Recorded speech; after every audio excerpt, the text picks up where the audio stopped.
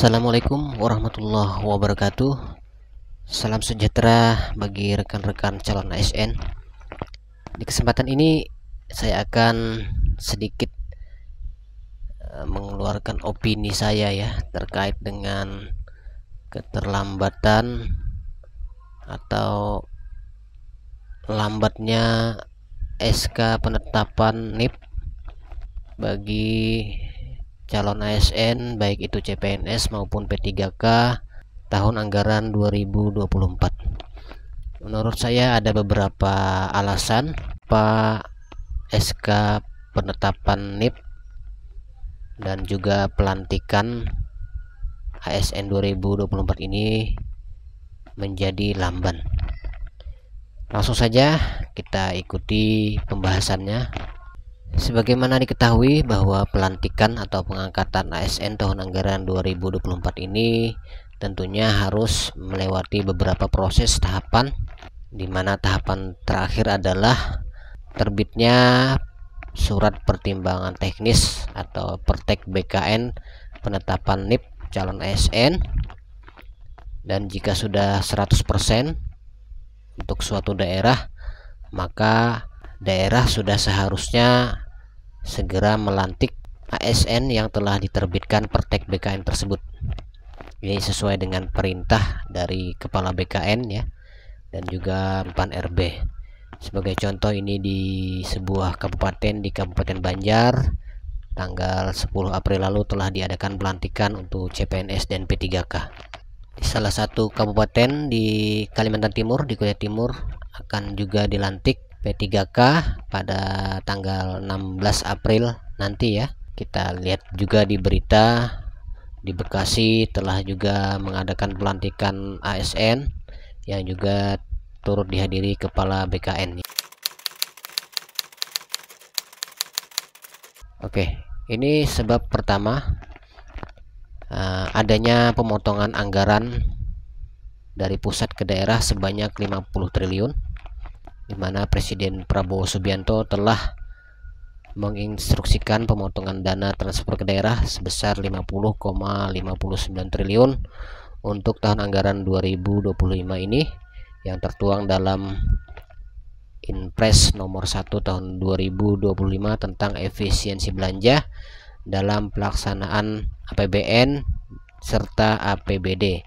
Jadi tidak hanya kementerian yang kena getah atau kena imbas dari efisiensi anggaran, daerah juga kena imbasnya ya. Walaupun penghematan oleh pemerintah pusat ini bukan ditujukan untuk belanja pegawai seperti pembayaran gaji dan lain-lain, namun tetap saja Pemda instansi harus kembali memutar otak untuk merencanakan ulang soal anggaran pegawai, apalagi jika daerah yang APBD-nya rendah. Sebelumnya, Menpan RB Rini Widiantini menyampaikan bahwa sejumlah instansi pemerintah daerah membutuhkan waktu tambahan untuk menyelaraskan data terkait formasi jabatan dan penempatan CASN. Di beberapa daerah juga baru menyelesaikan pilkada sehingga memerlukan waktu untuk penyesuaian administrasi. Itu penyebab pertama.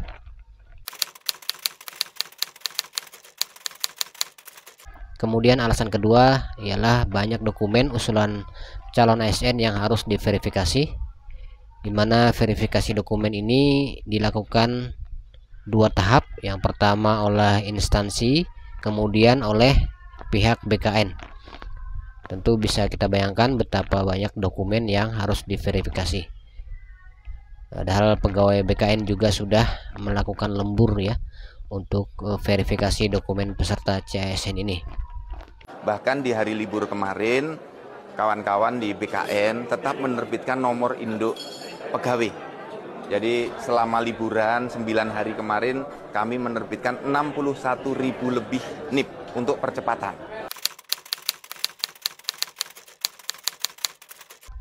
Yang keempat, instansi atau pemerintah daerah belum melakukan usulan ke BKN. Dari beberapa hasil progres penerbitan NIP CASN, ada beberapa instansi maupun Pemda yang bahkan sama sekali belum melakukan usulan penerbitan NIP CASN. bagaimana mungkin ya pertimbangan teknis BKN tentang penetapan NIP CASN akan diterbitkan jika usulan dari instansi saja belum ada masuk ke BKN. Ini berikut beberapa contoh daerah yang belum sama sekali mengusulkan penerbitan NIP CASN-nya ya. Contohnya adalah Kabupaten Merangin, Muara Enim, Muara Jambi, Muko-Muko, Banyuasin, Musirawas. Ini daerah Sumatera Selatan. Kemudian ada juga Ogan Komering Ulu, Rejang Lebong. Kemudian ini ada di daerah Sulawesi Tengah seperti Kabupaten Poso dan Donggala, tidak ada usulan yang masuk ke BKN. Kemudian Parigi Mutong, Tojo Una-Una, Kabupaten Pinrang di Sulawesi Selatan, Goa juga belum ada usulan, termasuk Kabupaten Maros dan Kabupaten Luwu.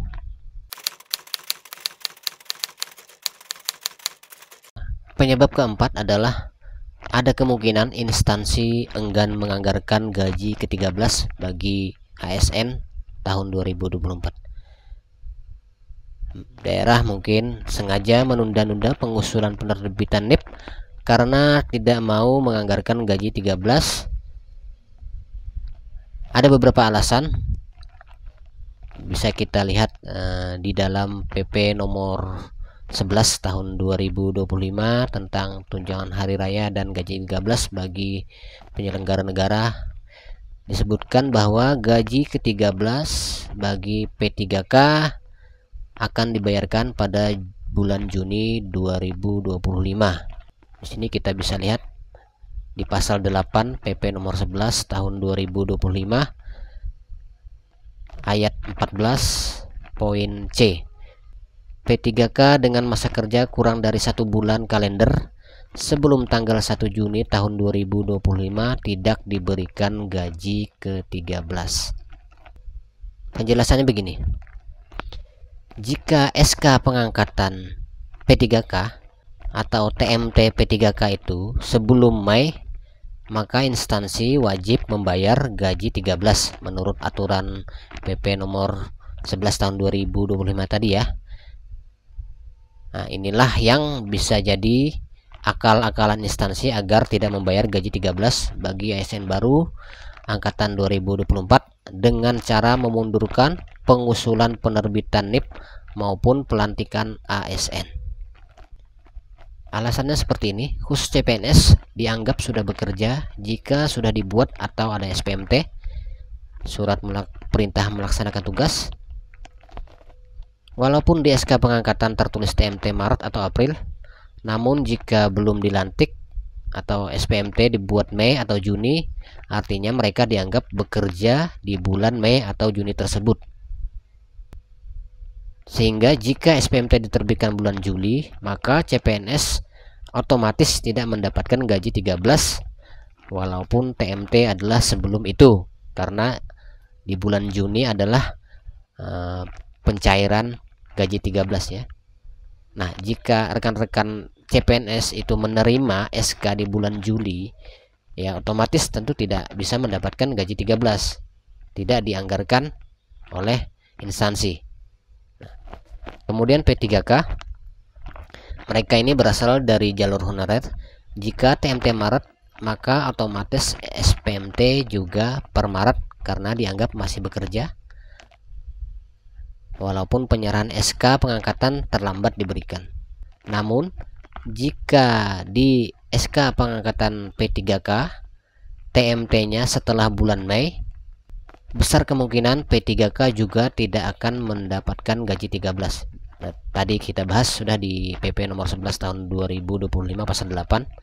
Sebagai contoh, jika SK pengangkatan P3K saudara-saudara itu di bulan Juni, misalnya per 1 Juni 2025, maka tidak akan mendapatkan gaji 13 jika mengikuti aturan PP nomor 11 tahun 2025 pasal 8 ayat 14 tadi ya. Baik, demikian sedikit opini saya atau pendapat yang bisa saya sampaikan. terkait mengapa sampai hari ini SK penetapan NIP calon ASN tahun anggaran 2024 itu sedikit lambat atau belum muncul-muncul juga, dan progresnya terlihat lambat ya. Ini tentunya menjadi pertanyaan kita semua, khususnya calon ASN. Nah, di sini saya sedikit menganalisis ya, jika salah mungkin bisa dimaklumi karena kita bukan orang BKN, kita bukan orang pemerintahan di bagian kepegawaian, jadi kurang begitu paham. Saya hanya bisa menganalisis dari berbagai macam berita dan pengalaman saya selama 20 tahun menjadi PNS. Oke, baik. Semoga rekan-rekan calon ASN bisa memahami apa yang telah saya sampaikan. Jangan lupa untuk subscribe channel ini agar saya lebih bersemangat untuk menyampaikan berita-berita terupdate tentang ASN. Terima kasih. Assalamualaikum warahmatullahi wabarakatuh. Selamat malam, salam sejahtera.